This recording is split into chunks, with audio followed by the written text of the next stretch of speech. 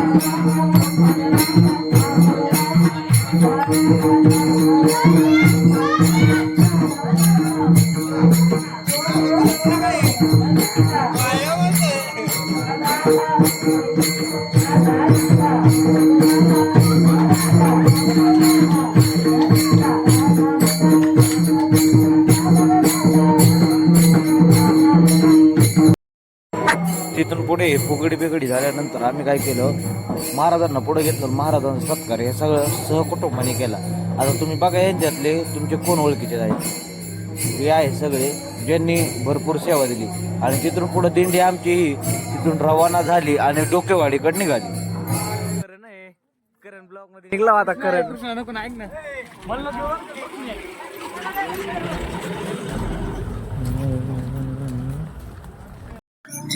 रामराम मंडळी, स्वागत आहे परत एकदा नवीन ब्लॉक मध्ये. आज आमचं गिरवली का भूम जी धाराशिव म्हणजे बीड जिल्ह्याचं हे गाव शेवटचं गाव आहे. म्हणजे इथं बी तालुका भूम आणि जिल्हा गिरवली.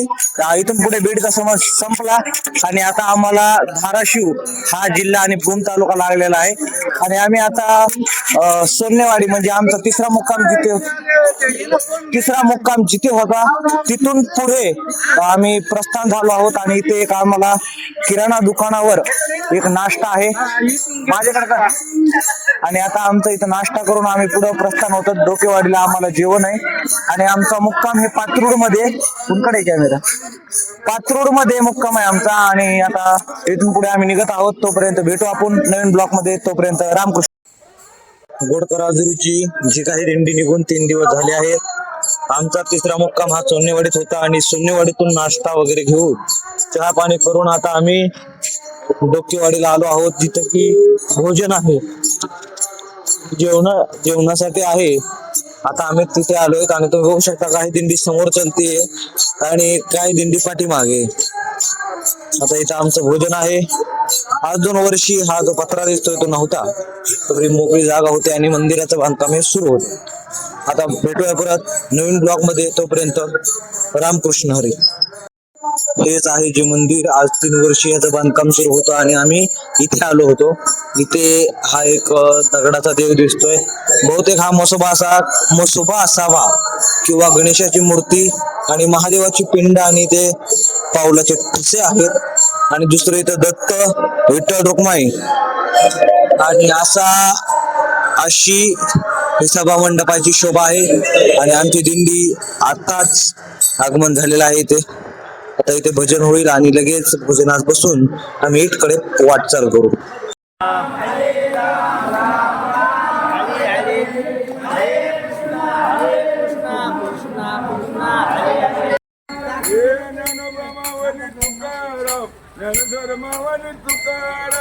ज्ञानोबा माऊली तुकाराम, ज्ञानेश्वर माऊली तुकाराम,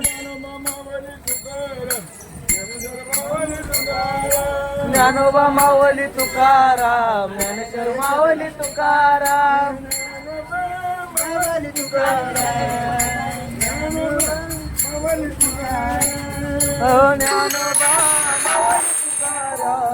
नवनाथांपैकी जे नवनाथ आहे त्यातला एक रेवणनाथ म्हणून त्यांची समाधी ही ईटमध्ये आहे आणि ग्रंथामध्ये विवरण आहे.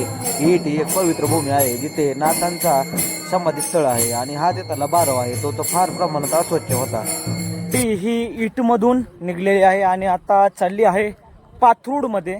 पाथरूडमध्ये मला वाटतंय आत्ता वाजले 3:39 म्हणजे 4 वाजलेत. 6, 6:30, पावणे 7 वाजतात आम्हाला पाथरूडमध्ये जायला आणि पाथरूडमध्ये हा आमचा 4था मुक्काम आहे. आणि आता आम्ही ईटवरून जेवण वगैरे करून पुढे प्रस्थान झालोत आणि हे पाठीमागे बघू शकता तुम्ही दिंडी चलती आहे आणि आता समोरच वाट आहे अशी, आजूबाजूला घर नाही काही नाही आहेत. आता धडक पाथरूडलाच जायचं आहे आणि डायरेक्ट आता भेटू आपण पाथरूडमध्ये. तोपर्यंत रामकृष्ण हरी. तिथून पुढे मग आमचं पाथरूडमध्ये आगमन झालं आणि येण्याची पूजेला सुरुवात झाली आणि राहिलेला थोडाफार हरिपाठ आमच्या संतांनी आणि जगताप मामाने इथे घेतला.